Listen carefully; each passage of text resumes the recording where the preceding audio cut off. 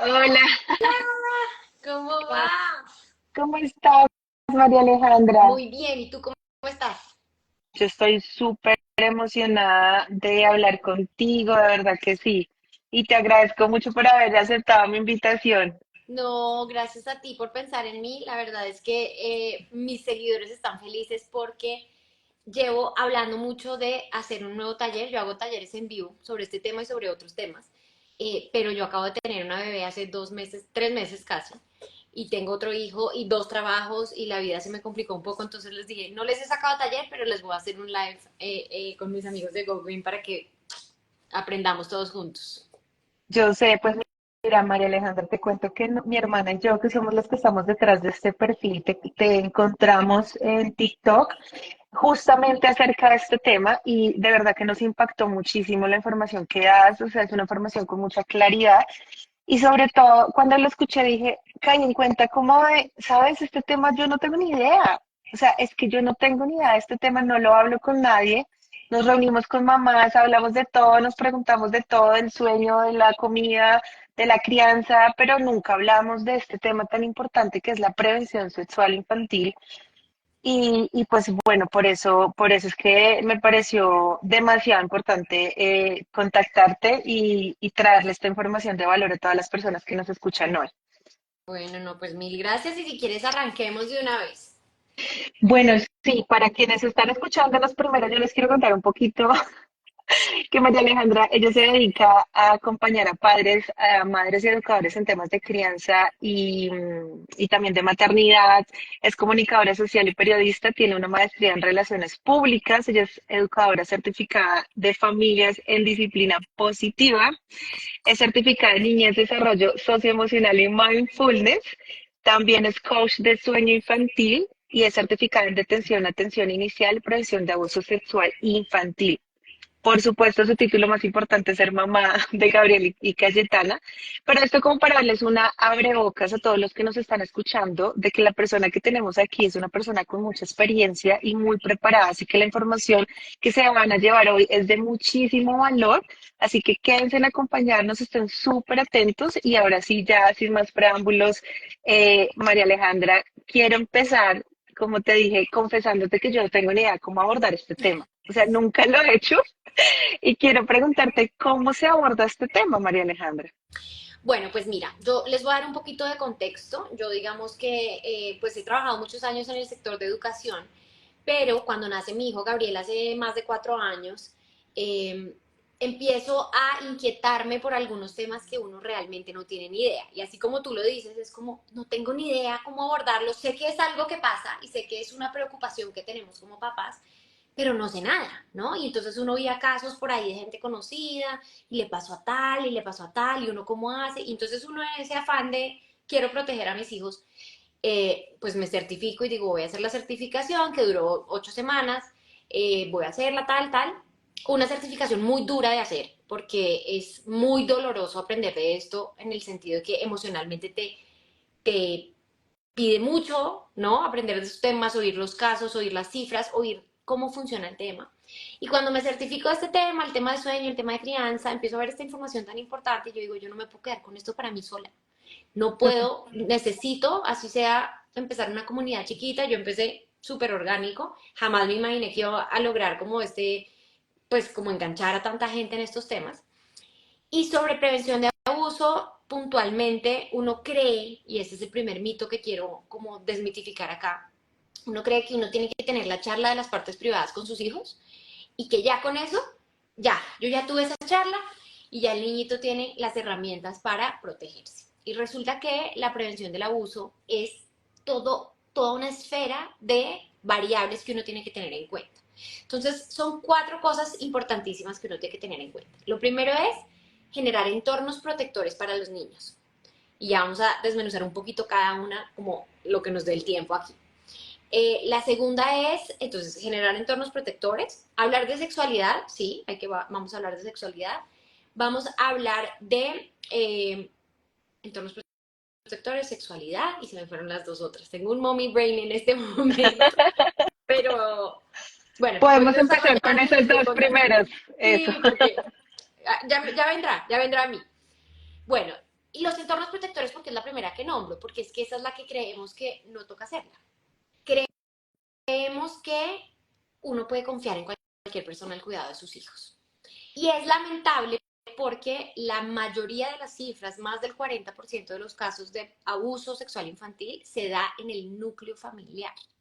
Papá, mamá, padrastro, abuelo que vive con los papás, en el núcleo cercano, hermano, primo.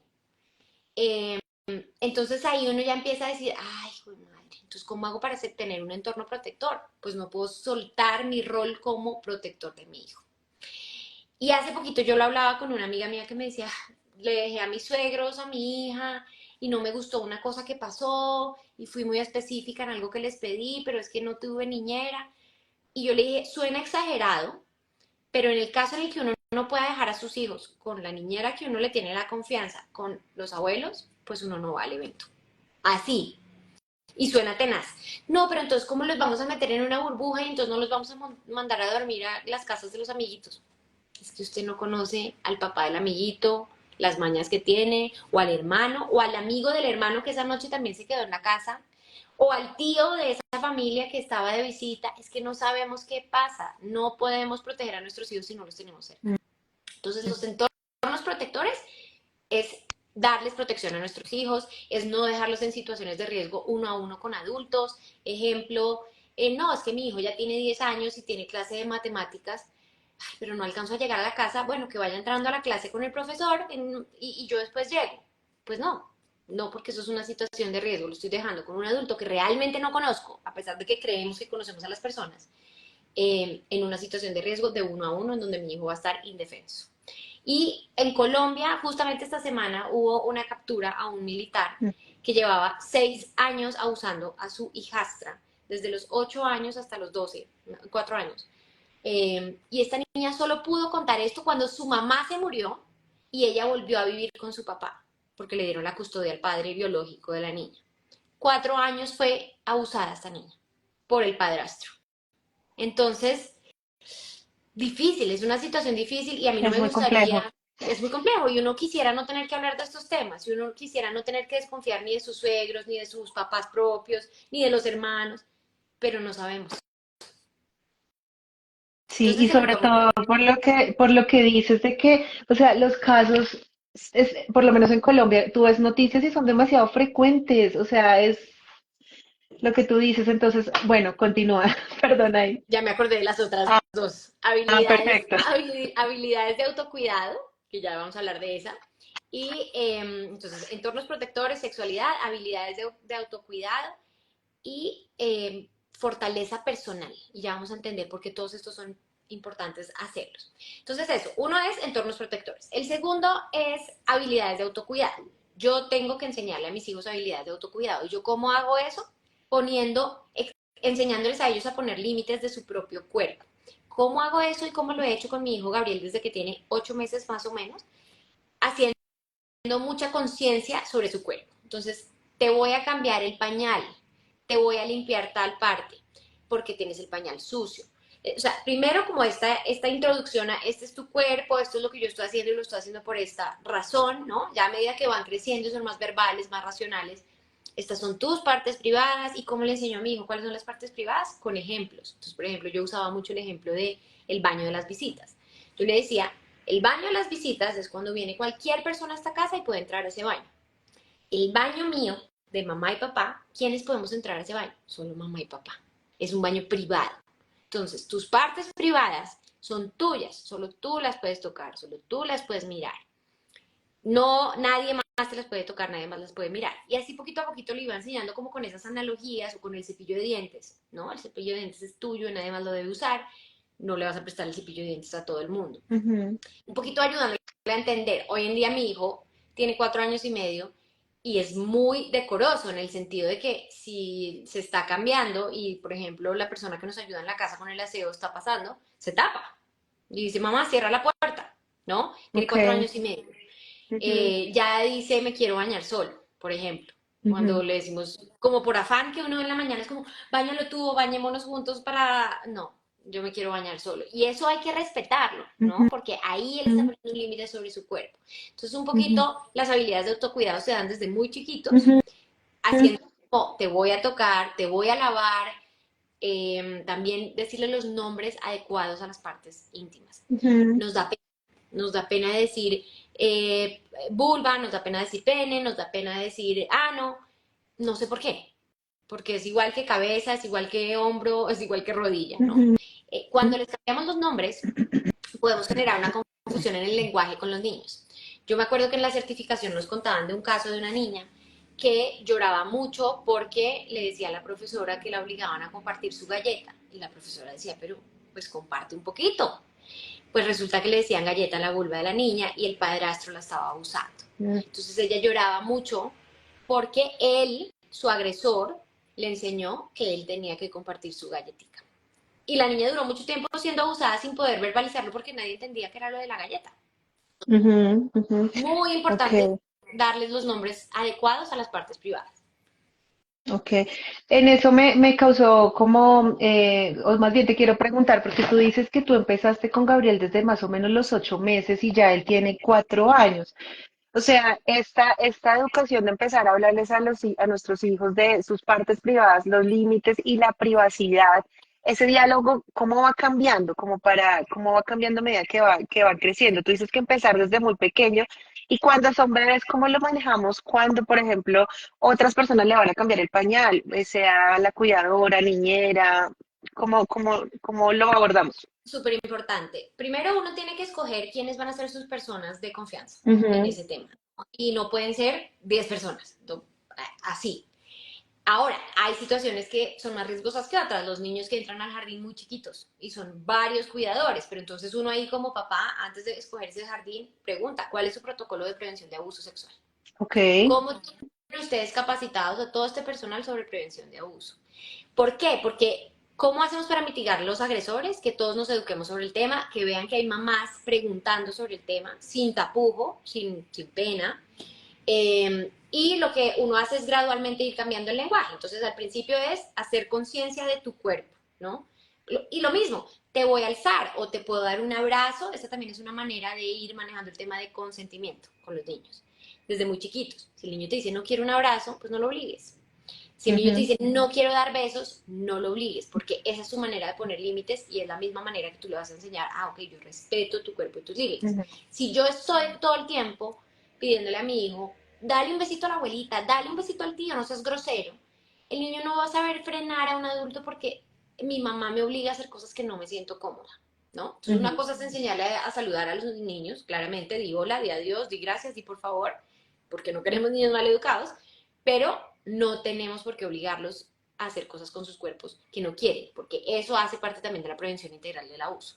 Entonces, a medida que van creciendo, entonces al principio yo le hago conciencia de su cuerpo, te voy a cambiar el pañal, te voy a limpiar la colita porque la tienes sucia, más adelante entonces te voy a bañar de esta manera, vamos a ir al doctor, el doctor probablemente te va a revisar tu vulva, tu colita o tu vagina, pero mamá va a estar presente, el doctor no debe revisarte sin mamá presente, esta es tu abuelita, es ella quien puede llevarte al baño cuando mamá no está presente, un poco irle entregando como esas situaciones de que sí y que no hace niño. Ok. Hoy en día mi hijo, entonces eso se va dando con mucha práctica y se vuelve un diálogo de todos los días, de todos los días. Cuando ya entran al colegio, por ejemplo, el colegio de mi hijo nos dijo, sus hijos tienen que saber limpiarse bien porque nadie va a entrar con ellos. Ningún niño puede entrar con un adulto a los baños. Entonces, por ejemplo, eso hace parte del protocolo de prevención de ellos.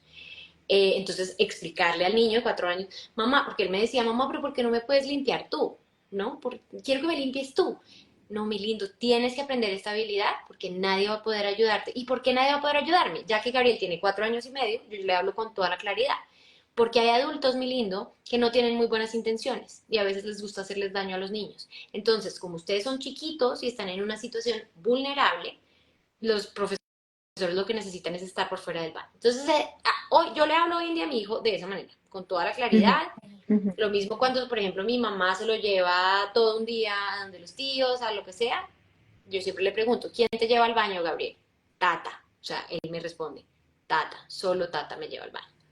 Y suena tenaz, porque uno quisiera no vivir con esa angustia, pero conozco, pues primero las cifras y conozco muchos casos cercanos de familiares y de amigos que han sido abusados por sus tíos, primos, abuelos y demás. Sí, total. Ok, listo. ¿Qué sigue, María Alejandra? Tú hablaste de otros temas. Fortalecimiento personal. ¿Por qué el Ujú. fortalecimiento personal y qué tiene que ver eso de la autoestima en la prevención del abuso? Ajá, Hay dos tipos de niños en una crianza. Y tú te vas a encontrar el niño anulado desde la crianza y el niño validado. ok, Y el niño gestiona emociones. Y el niño que le enseñan y le dejan transitar sus emociones. El niño que conoce de límites. Y este niño al que le dicen, usted tiene que darle beso a la abuela y usted no llores que no te pasa nada. Y entonces que cuando él está sintiendo tristeza y dolor no me pasa nada, entonces unos mensajes incoherentes, ¿no? Eh, este niño es el más propenso a ser el abusado. ¿Por qué? Porque el agresor busca niños que no se sientan oídos en su casa. El agresor mm, tiene una técnica súper poderosa de saber perfilar perfectamente a su víctima. Y dice, este es el niño al que castigan todo el tiempo, que la mamá lo grita, que le pegan, a este es el que me le voy a acercar porque ya está más vulnerable. Cambio a este que está empoderado, que puede decirle no a sus papás, decirle no estoy de acuerdo y esto es injusto y tener como un pensamiento crítico y un tema como de carácter, que para muchos papás eso es como, "Oh, me está riñendo, ¿no? Me está desafiando, qué grosero". Pero realmente el niño que es capaz de decirle no a sus papás con firmeza es un niño que está seguro, es un niño que se siente tranquilo de poner un límite claro. claro porque sabe que se lo van a respetar.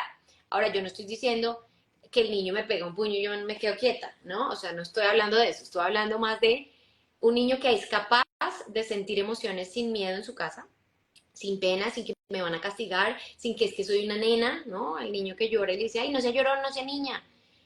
Todas esas cosas, ese es el niño más vulnerable. Entonces el agresor dice, bueno, este niño es vulnerable, me le voy a ir acercando de a poquitos, porque el agresor no llega y lo violenta de una vez. Esto es una estrategia que es como una escalerita de pasos. Entonces el primer Ok, paso es acercarse de a poquitos. Entonces, por ejemplo, hagamos un ejemplo. El agresor es el profesor de educación física. Me voy a inventar. Lleva perfilando a este niño un muy buen tiempo. Sabe que es un niño que la mamá lo grita, lo trata mal. Cada vez que llora le dice, no sea loca, no sea gallina. Es un niño vulnerado en su casa. Entonces el niño llega al colegio, evidentemente como ensimismado, ¿no? Es un niño que muestra muchos rasgos de vulnerabilidad. El agresor dice, me voy a acercar, se acerca. Ay, Juanito, ¿por qué estás tan triste? Ven a mi oficina, tómate un dulce, cómete este ponqué para que te sientas feliz. Y el niño dice, un adulto que me entiende, un mm, adulto que me quiere. Y de a poquitos, entonces ya lo invita a la oficina no a comer ponqué, sino a jugar juegos, y resulta que los juegos son bruscos, pero entonces el niño empieza a sentir que esos juegos bruscos son un poquito incómodos, pero como no sé qué está pasando, pues, ¿será que así juegan con él? Entonces el agresor le dice, es que tú eres mi alumno favorito y por eso juego este juego contigo, y el niño se empieza a sentir especial, y entonces ahí es que viene la agresión, mm, los toqueteos, pues desnudarse, desnudarlo, lo que sea. Y además que tengamos en cuenta que hay abuso sexual sin contacto. No ok, solamente es, claro, y uno dice, pero ¿cómo va a haber abuso sexual sin contacto? Ponerlos a ver pornografía, ponerlos a ver las partes privadas de los adultos, así no las toque. Que otros se masturben enfrente del niño. Hay un montón de abusos y por eso cuando a uno de papá le dicen, ojo, usted teniendo relaciones sexuales con su esposo, con el bebé ahí al lado, ¿no? O con el niño de 3 4 años, eso es considerado abuso sexual infantil. ok. Entonces, claro, ahí la fortaleza personal va a ser súper importante en esos niños. Ojo con el Mm. niño vulnerado en su casa, porque ese es el niño presa favorita del agresor. Wow, qué importante porque no se me hubiera ocurrido que un tema tuviera que ver con otro, o sea, totalmente, o sea, el validar sus emociones, crianza, va de la mano en que sea un niño más vulnerable o no ante un agresor y qué importante lo que mencionas. María Alejandra, wow, estoy como, Es un poquito chocante esta información. A mí se me olvida siempre decir esto, pero es importante que las personas que están viendo este live, y lo mismo digo en todos mis talleres, toda esta información no es para que creemos un pánico eso, y ahora actuemos en pánico, ¿no? Y veamos sí, abusos en todas partes. No, pero ya uno empieza a tener una conciencia diferente y uno empieza a ser un poquito más, esta decisión que tomé tal vez no fue la mejor para la seguridad de mi hijo, ¿no? Entonces ujú, sí es importante, no nos empeliculemos, no vivamos en son del abuso, pero tomemos decisiones informadas y pues, asertivas. Ujú. Tú mencionaste algo y es el comportamiento del agresor. Y es importante saberlo porque lo que tú dices, si entendemos cómo funciona, vamos a poder estar un paso atrás. Porque, claro, yo pensé en abuso sexual y, ¿sabes? Pienso es en un evento y no en un proceso, como tú lo acabas de mencionar. Y es un proceso en donde se gana en la confianza del niño, muchas veces se gana en la confianza de los padres, imagino, ¿no? Porque no, el padrino, él le encanta estar con el Te voy a padrino, son contar. amigos. Total, hay tres tipos de abusador. Entonces, está el abusador del núcleo familiar. El papá, normalmente, todo el mundo se pone bravo conmigo porque dice, es que tú solo hablas de abusadores hombres. Lo que pasa es que el número de abusadores hombres es mucho más abrumador que el número de mujeres. O sea, realmente Pero las hay. el 95% de los casos son hombres. El 5% de los casos de abuso son mujeres, las que cometen abusos. Por eso siempre uno da ejemplos de hombres. Pero bueno, las mamás, o sea, también se encuentra de todo. Entonces, el primer tipo de abusador es este que está en el núcleo familiar. Y uno se imagina siempre que hablan de un agresor sexual, uno piensa en Garavito. Los que nos ven desde Colombia saben perfecto que fue un monstruo agresor, creo que ya murió, si no estoy mal, que, mejor dicho, violó y mató como a cientos de niños. Y uno dice, así se ve un agresor. Y resulta que los agresores son como lobos vestidos de oveja. Es el papá trabajador, súper honesto, súper noble, que le ayuda a todo el mundo, el bacán, el que es amigo de todo el mundo. Entonces se ponen una máscara muy bien puesta y por eso también a los niños les cuesta tanto como entender que están siendo abusados, porque es una persona a la que admiran tanto, es una persona con la que tienen una relación tan fuerte, pero además es una relación de poder porque el agresor tiene un poder muy grande en su víctima, que es muy difícil que el niño logre verbalizar que está siendo abusado. El segundo agresor es el amigo cercano, que no es del núcleo celular, del núcleo familiar, pero es el tío, el primo, el amigo, mejor amigo de la mamá que estudiaron en el colegio juntos en la universidad. Entonces este agresor, justamente lo que tú decías, se gana la confianza de la familia, se vuelve el personaje que dice, frescan, usted está ocupada, yo voy y recojo a los niños al colegio, yo los llevo a la práctica de fútbol, que se quede en mi casa esta noche y ustedes descansan. Es una agresor también que es muy encantador y uno dice, pero si yo conozco hace 30 años a esta persona, ¿no? Crecimos juntos, estudiamos juntos, vivimos mil cosas, obviamente no es un agresor, no lo sabes, no lo sabes. Ese agresor también tiene un poder de palabra muy fuerte en su víctima porque siempre le va a decir, ¿a quién crees que le va a creer tu mamá? ¿A mí que me conoces desde que somos niños o a ti que hace nada naciste? Y el niñito le cree, el niñito dice, no, pues mi mamá no me va a creer porque él me dijo, porque esta gente es experta en manipular a su víctima y en mantenerla aislada y callada lo más que se pueda. Pues de hecho, poniendo otra vez el ejemplo del militar que capturaron en estos días acá en Colombia, el tipo después de que le mandan la demanda, pues la denuncia formal y lo citan a la fiscalía y todo, le manda un mensaje de voz a su víctima que tiene 12 años diciéndole, mamita, ¿usted por qué me dijo eso, que usted y yo de eso, si usted me había seducido? A una niña de 12 años. Entonces, fíjense que igual se siente tan empoderado que le manda un mensaje de voz a su víctima reclamándole por haber denunciado el hecho.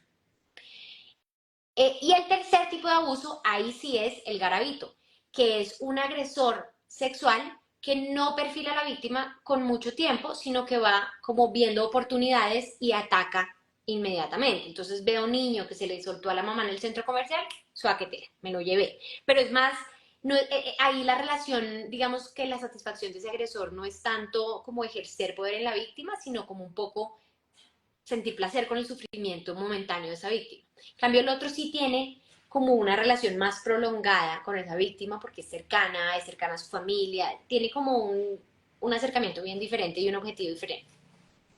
Wow. Eso, no sé si viene el tema, pero te quiero comentar. Yo de adulta, ya conociendo amigas, también me contaron muchas veces como no, a mí de niña me pasó con mi abuelo, con mi primo, con un tío, y no vienen a hablar cuando ya son adultas, o sea, 20, 30 años, y muchas veces a nivel familiar, lo que yo percibo, Alejandra, es que se sigue perpetuando el silencio, Claro, se no sigue. se habla de Bruno en las familias. Mm, ¿Qué pasa? Mucha gente tiene estos eventos traumáticos y se dan cuenta 10, 20 años y la gente dice, se lo inventó. ¿cómo es posible que le hayan abusado y lo venga a decir a los 28 años? Tengo casos muy cercanos de abusos de un extraño y de un familiar, o sea, que el agresor era un extraño y el agresor era un familiar, y esas dos víctimas se dieron cuenta 10, 12 años después. Una de ellas 20 años después. ¿Por qué pasa eso? Porque los seres humanos cuando vivimos un tema traumático, hacemos una cosa de supervivencia que se llama disociación. Entonces el niño que está pasando por eso es tan doloroso, para poder sobrevivir se disocia de la situación y hace como si nunca hubiera pasado para poder seguir viviendo. Pero ese niño probablemente mostró muchas señales de ese abuso, solo que no supimos verlas. Entonces te voy a poner uno de los ejemplos de una persona que conozco que fue agredida a los 4 años por el conductor de su bus escolar. Cuando ella llegó a su casa de ese día, de la agresión, se quitó el uniforme y lo botó en la caneca de la basura y se puso a llorar. Y obviamente la reacción de su mamá fue como, pero ¿cómo se te ocurre? ¿Cómo vas a botar el uniforme? Se va a dañar, no sé qué. Y no entender qué pasó, por qué está botando este uniforme esta niña en la caneca. Claro, es difícil porque uno no se va a imaginar nunca eso. Pero los cambios comportamentales, este tipo de situaciones comportamentales nos dan unas luces muy importantes, Sí. o los niños que pintan una parte privada de un hombre, un niño de 3 Mm, años, una niña de 3 años, sí. 4 años, no tiene por qué saberlo. Ahí nos empiezan a dar muchas pistas que uno no las tiene tan clara. Y el agresor familiar, cuando ella se da cuenta, confronta, le dice a la esposa del agresor y ella no le cree. Y esto desata una cosa súper dura a tal punto que toda la familia sabe, pero nadie sabe que todos saben. Y ya no se Mm, habla de ese tema. mm, Entonces es un tema muy duro porque las víctimas sufren mucha revictimización por parte de incluso claro. sus papás. Entonces, si es una víctima del hermano de la mamá, por ejemplo, ¿cómo se te ocurre decir eso del tío? Y los confrontan, ponen al niño de 3, 4, 5 años a decirle, dile al tío lo que me estabas diciendo de él. ¿Cómo así que tú le estabas haciendo no sé qué cosas? ¿No? Mm, Entonces ahí viene una revictimización muy dura y el niño, en muchos casos el niño se retracta porque el niño no busca una reacción como la que tenemos los adultos. Y ahí viene otro tema y es, ojo, cómo reaccionamos cuando un niño nos cuenta y nos verbaliza un abuso. ok. El niño no quiere oír que tú quieres matar a la persona. El niño no quiere que su mamá mate a nadie. El niño no quiere que le hagas daño a esa persona porque tiene una relación muy fuerte con su agresor, por más de que sea dañina. Él no lo entiende, pero él también quiere proteger a su agresor. Entonces la reacción de nosotros como papás, como adultos, debe ser muy serena y permitirle al niño contar toda la historia sin interrumpirlo, sin terminarle las frases, sin hacer una cara, así uno se quiera morir. Le toca estar Mm, muy sereno porque uno es la roca de ese niño. En el momento que nosotros perdemos el control de nuestras emociones, el niño se retracta. No, mamá, yo me lo inventé. Era mentira, era un juego, era un juego. Y no supimos si era verdad, si era mentira, si era un juego. Si un niño te dice que está siendo abusado, le tienes que creer inmediatamente. y qué Porque los niños no hablan de importante, cosas que no ven o no han experimentado. y qué importante me haces pensar en que decirle a los niños, te voy a creer, yo siempre te voy a creer. O sea, porque pasa que el abusador le dice a los niños, ¿a quién crees que le va a creer? ¿A mí o a ti? Exactamente. Y eso hace parte del fortalecimiento personal. Pero todo eso se practica con otras cosas. Entonces, si el niño viene del colegio y me dice, mamá, hoy fulanito me empujó, ay, pero tú qué le hiciste, ¿qué fue lo que tú hiciste? El niño ya dice, cada vez que yo llego a pedir ayuda, me anulan, pues ya no quiero hablar más con mi mamá y ya no le quiero contar más lo que me pasa. Entonces, fíjate que en el día a día, todo el tiempo estamos practicando esa habilidad de fortalecimiento personal para ese niño, con cosas que no tienen Claro. relación con abuso. Ujú. María Alejandra, yo quisiera que ampliaras un poquito más acerca de esas alertas que como padres y cuidadores debemos ver en los niños. Pues mira, hay dos tipos de alertas. Una son las físicas, que esas son las fáciles de identificar, porque pues tú evidentemente vas a encontrar en sus partes privadas algún tipo de sustancia o algún tipo de sangrado o algún tipo de hematoma. Cuando es un tema físico, es relativamente más fácil verlo, pero la cosa se pone difícil es cuando no hay temas físicos, sino comportamentales. Y Ok, ahí es cuando uno tiene que ponerle atención. Entonces te voy a poner un ejemplo clásico.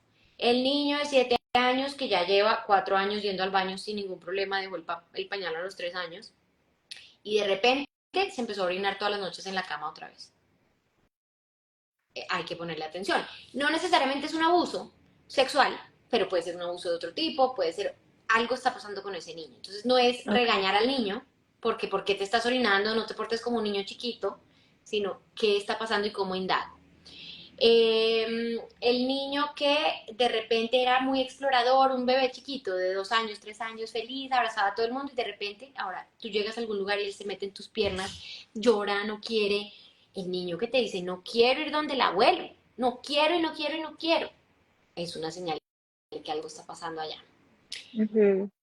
Que no necesariamente es abuso sexual, de nuevo, siempre hago esa claridad porque puede ser que el abuelo lo pellizcó o que el abuelo lo Le castiga pega, o sí. exacto, pueden ser muchas cosas, que igual eso es abuso.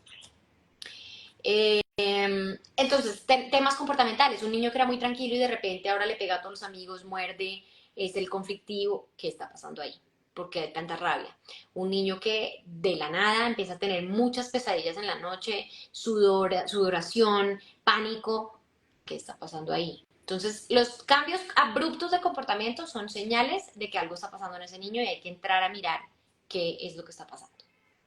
¿Y cómo sugieres tú que un padre que pueda ver alguna alerta pueda abordarlo, aparte de como de la observación? Súper importante, siempre preguntas abiertas, preguntas abiertas. Entonces, por ejemplo, si yo veo un juego, esta también es una que puede ser una señal, un juego muy sexualizado o un comportamiento sexualizado, porque una cosa es la exploración sexual que hacen los niños normal, ¿no? La autoestimulación y que sí, que van encontrando, explorando su cuerpo, eso es lo normal. Pero no es normal, Ujú. por ejemplo, que un niño de 5 años sepa dar un beso con lengua. Entonces, si yo veo un comportamiento sexualizado, empiezo a hacer preguntas abiertas. En vez de alarmarme y regañar al niño por estar portándose de esa manera, le digo, oye, ¿con quién juegas ese juego? Explícame el juego del beso. Como abriendo estas para que el niño se sienta tranquilo de hablar, porque si te va a ver furioso, no va a contar qué pasó, ni cómo lo vio, ni quién se lo enseñó, ni dónde lo vio. Un caso que pasa mucho es lo de la pornografía. Entonces el primito de 17 años le muestra al niño de 8 pornografía infantil, que eso es abuso. Entonces, para que este niño de 8 que adora a su primo de 17 te cuente esa historia, tienes que entender y abrir, empezar a hablarlo con preguntas abiertas y con mucha confianza con tu hijo para que te cuente. Si no, no Ujú. te va a contar nada. Mm, claro, Ahora, por es supuesto. muy difícil que un niño verbalice un abuso, ¿no? Si ya lo verbaliza es porque ya no puede más, o sea, porque ya llegó a un punto en donde duele tanto lo que está pasando que está pidiendo un auxilio.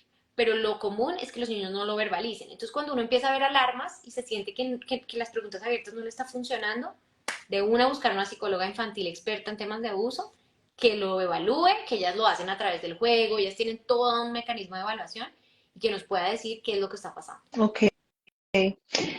María Alejandra, yo quisiera también, como este tema se trata también de prevención, hay temas que yo a veces en tus videos veo que son un poco polémicos, pero yo quiero que tú nos amplíes por qué son importantes, como por ejemplo que tú dices no le den un beso a sus hijos en la boca, como este tipo de cosas que tú puedas darnos a los papás, a los cuidadores, tips prácticos para poder ayudar en la prevención del abuso infantil. Pues mira, ese tema del beso en la boca es muy polémico y a mí en TikTok me han funado y eso me escriben y me dicen que estoy loca, que eso es el amor del papá y de la mamá y que... A ver, un niño es muy inocente y un niño no tiene la capacidad cognitiva y racional de decir es que los besos de mi mamá son únicos y los de mi tío no. Y el agresor se aprovecha de esas situaciones. Entonces, dame un beso especial como el que le das a la mamá, porque yo soy tu tío. Y yo te amo mucho y eres mi sobrino favorito. Y el niño no le va a ver la malicia, lo va a hacer. Entonces, claramente, entre menos, y hay una etapa de los niños que te dice, quiere un beso en la boca porque te ve dándole besos en la boca al papá, al esposo, lo que sea.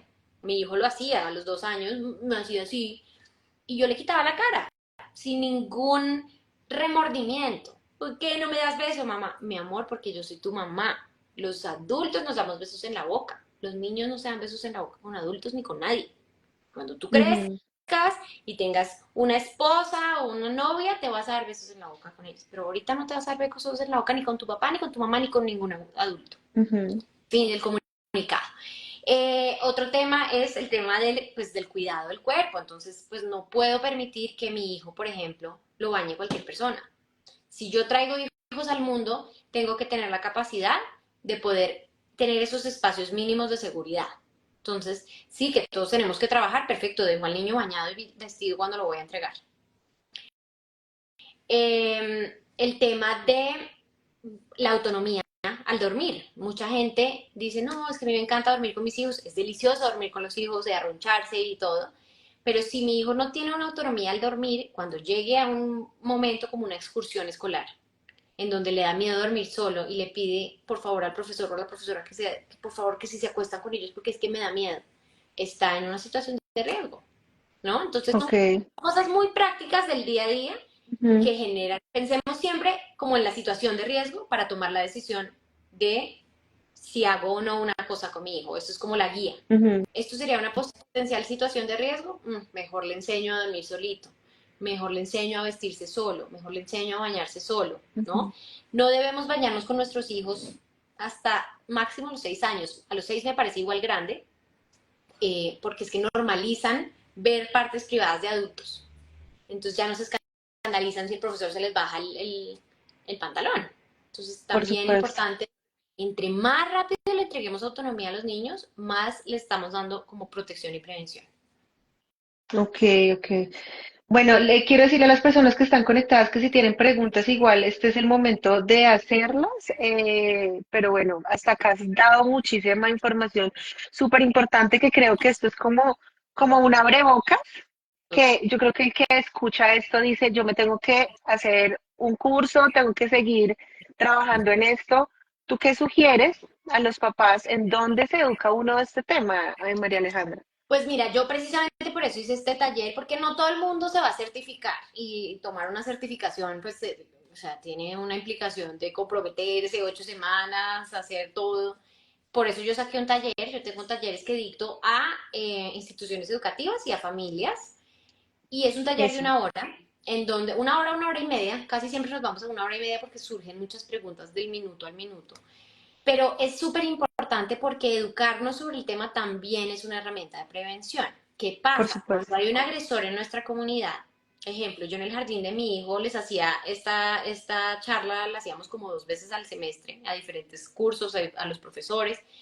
Eh, Cuando hay un agresor en esa comunidad y ve que hay toda una comunidad educándose al respecto, preguntando, ya entienden, conocen los mecanismos del abuso, conocen cómo son los agresores, conocen cuáles son las, como las alertas que tenemos que tener, ese agresor ya ve su campo de acción muy apretado, Mm, porque dice, esta gente está pendiente, por esta gente supuesto. está revisando, estas profesoras ya no dejan de estar acompañando a los niños cuando van al baño o cuando están en una clase con un profesor hombre, ¿no? Entonces, educarse es fundamental y hace parte, yo creo que, yo siempre le digo a mi esposo, yo no entiendo a uno cómo le entregan un hijo, a uno de mamá primeriza, sin a uno exigirle un conocimiento básico de protección. Sí. O sea, para casarse hay que hacer un curso prematrimonial, no sé qué, para sacar la licencia de conducción, el curso de no sé cuántas horas, para criar a un ser humano, tómelo y chao. Entonces, Mm. Y sobre todo que yo no, la verdad no lo sé, simplemente es algo que intuitivamente se me viene a la cabeza, pero creo que es un tema que culturalmente es muy tabú, ¿sabes? Porque estamos ya los padres de hoy en día hablando de crianza respetuosa, de alimentación complementaria, de muchas cosas que de pronto antes no se hacían, manejo de pataletas, etcétera. O sea, siento que esta información ya hace parte del día a día de los padres y cuidadores, pero ¿por qué no estamos hablando de esto, María Alejandra? ¿Por qué? yo me pregunto lo mismo. Fíjate que empecé a oírme un podcast que me lo voy a oír primero para ver si lo recomiendo, pero me ha gustado mucho, eh, sobre la situación de abuso sexual en México. Y es que detrás de esto también hay una industria muy grande y unos poderes muy grandes. Pero realmente el tema cultural y familiar en países como Colombia es dolorosísimo. O sea, Yo le decía a mi mamá un día hablando de este tema, le decía como, oye, no me gusta tal persona, porfa, cuando estés con esa persona, tú pendiente ahí ¿no? Estar dando ronda. Y ella me decía, ay, no, ¿cómo se te ocurre? De una es como un... Y yo le decía, ¿cómo se me ocurre? Se me ocurre por estas cifras, se me ocurre por esto que conozco, o sea, como que... Y eso es una cosa que pasa mucho en las familias. Cuando uno llega, en Colombia somos de familias grandes, ¿no? Entonces, familias grandotas y cumplió la abuela y llegamos todos en familia y uno va y deja a los niños y que vayan y jueguen y uno los olvida por 8 horas. No, Y y el muchos agresor se embo- tomaron, se emborracharon y vaya cueste al niño Y allá el en la... agresor está así, esperando en qué momento van a dejar a los niños solos, como siempre los dejan jugando y sin supervisión. Entonces ese es otro tip. Pásese cada media horita a ver qué están haciendo los niños, qué contenido están viendo en televisión, con quién están hablando, a qué están jugando. Porque ahí es donde más abusos ocurren, lamentablemente. Entonces yo Y creo que que, cada día más hay que seguir hablando de este tema, pero es difícil, es un tabú. Lo que pasa es que uno tiene que empoderarse y llegar a las instituciones educativas y, bueno, yo quiero meter a mi hijo a este colegio, pero ¿cuál es su protocolo de prevención de abuso sexual? por ¿Cómo lo supuesto, manejan? ¿Cuál es el paso a paso? ¿Cómo lo reportan? O sea, eso es súper importante. claro, porque llegamos todos preguntando del sistema educativo, de si el inglés, no sé qué, y nunca preguntamos de este tema. Mencionaste eso de las fiestas y me hiciste acordar también de que muchos abusadores no son mayores de edad, digamos, sino que son adolescentes. Esto es un tema muy Entonces, complejo. Es un tema muy complejo porque hasta los 14 años, un menor es considerado muy menor, pero un niño de 14 años que abusa de un niño de 5 es un agresor. Pero ese niño de 14 años también es un niño con un vacío en alguna habilidad. Entonces es una cosa muy loca porque uno de papá, ¿cómo quiero? Yo quiero que haga justicia a lo que le pasó a mi hijito, pero ese niño de 14 también necesita en el sistema tener una manera de entender por qué lo hace, porque no es normal, ¿no? Que ha vivido de pronto ese agresor y el manejo es muy complejo. Por eso yo siempre digo como, ojo con esas, no, es que está con el primo grande y ellos pasan felices juntos. ¿Hasta qué punto yo o digo? las pijamadas, o todos abrazados, cubiertos con la cobija, todos ahí. La pijamada a mí también es un tema polémico, porque me dicen mucho, pero usted cómo no va a mandar a sus hijos a pijamada, no voy a mandar a mis hijos a pijamada. Vale. Fin del comunicado. Eh, Bueno, Alejandra, hay un tema que me gustaría, esto sí es como de adulto, ¿tú qué recomiendas? Cuando el adulto se entera, tiene estas alertas que tú has mencionado, pero tal vez no son mis hijos. Ah, ¿no son mis hijos? Duro.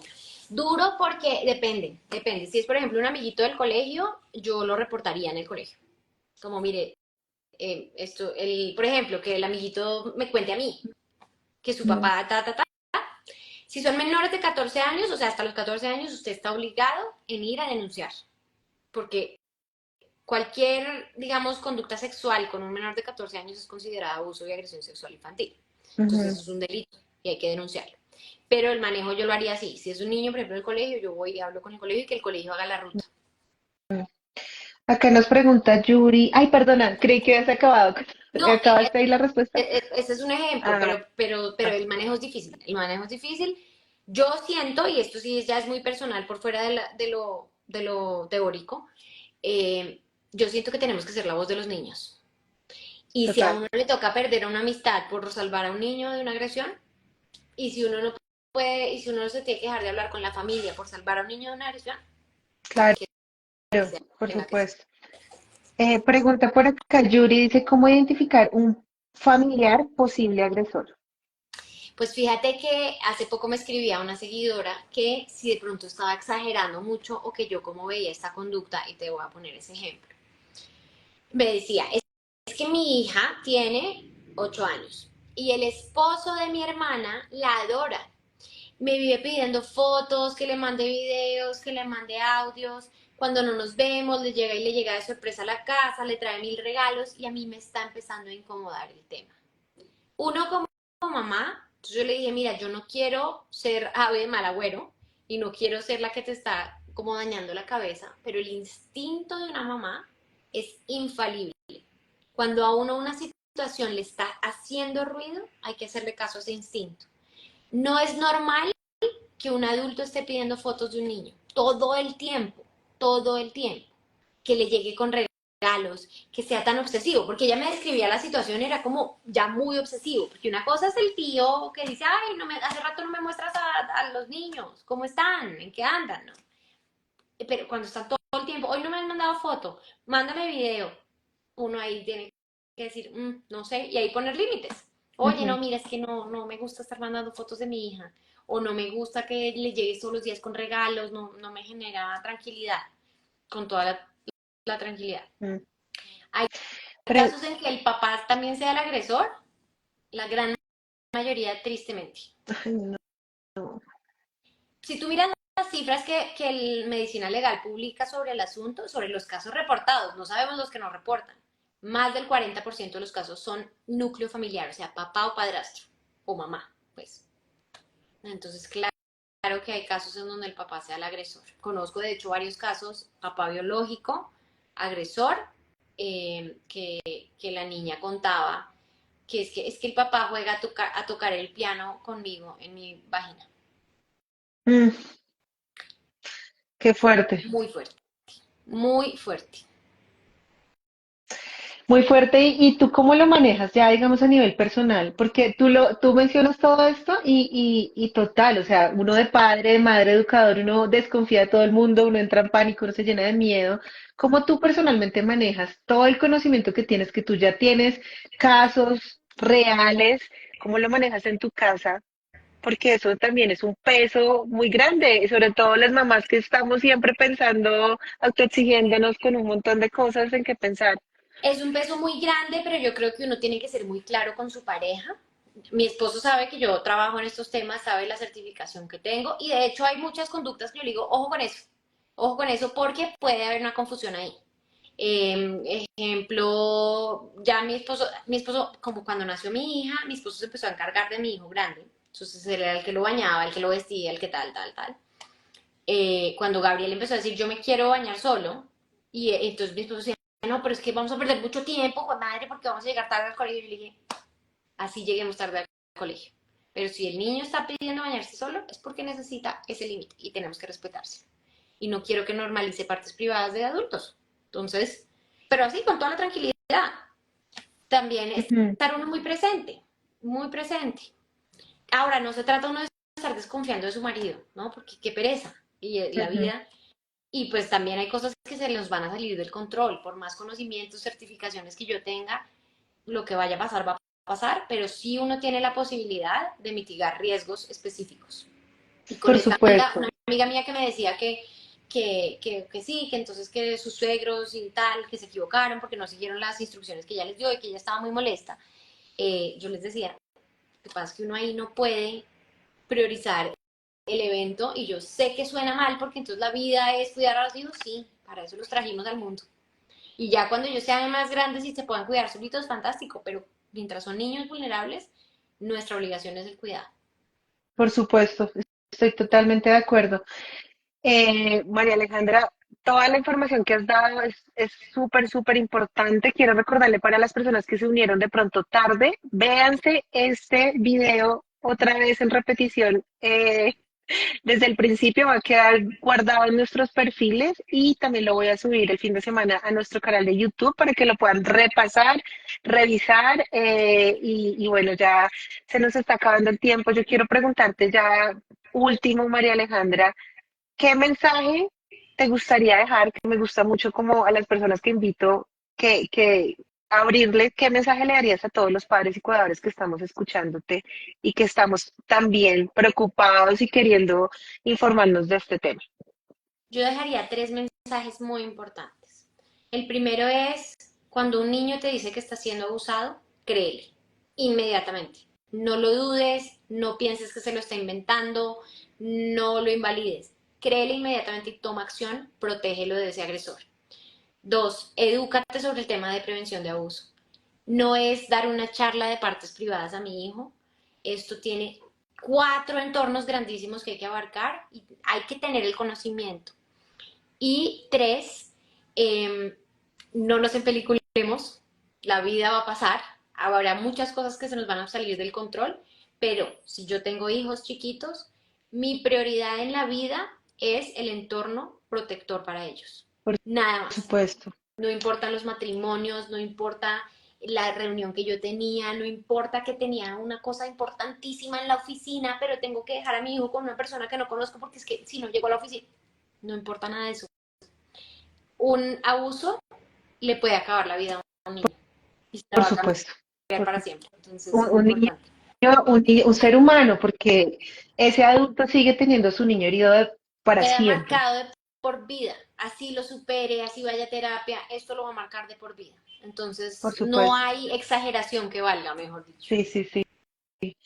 Bueno, María Alejandra, quiero darte muchas gracias por haber de nuevo estado con nosotros en este espacio, pero sobre todo, gracias por tú ser la vocera de este tema, por educarte, por cada vez empoderarte más, porque a través de tu palabra, tus videos que haces, empoderas a todos los que te escuchamos, también invitarlos a todos que sigan a María Alejandra. Ella es muy activa en TikTok, también tiene sus redes sociales, tiene ahorita una bebé de 2 meses, pero aún así, no sé cómo lo logras, pero aún así está trayendo muchísima Yo tampoco sé. información valiosa. Entonces, pues síganla y dejarles a todos, ojalá que este video sea como esa inquietud para que sea como, oiga, me tengo que poner las pilas en este tema, me tengo que educar, tengo que entrar más a profundidad para poder entre todos como sociedad, como familias, cuidar a nuestros hijos, que es lo más importante.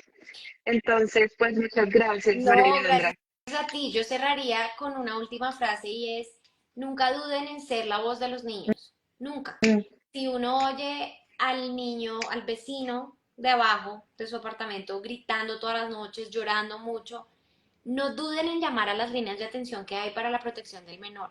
Ay, que es que pena, que es que se van a dar cuenta. No importa, puede que no sea nada, puede que el niño esté haciendo una pataleta todas las noches y ya, pero ustedes cumplieron con la labor de que alguien más hiciera un control y una vigilancia de eso que estaba pasando. Uno no puede dudar de ser la voz de los niños, porque esa es la única manera de seguirlos protegiendo. qué lindo, me encanta eso. Bueno, nada, muchas gracias, María Alejandra, que tengas un excelente día. Gracias a todos y nos vemos en un Gracias. próximo en vivo con más temas de interés para toda la comunidad. Gracias a ti, chao, Chao, chao, gracias a un todos. abrazo. Un abrazo, chao, chao. Chao.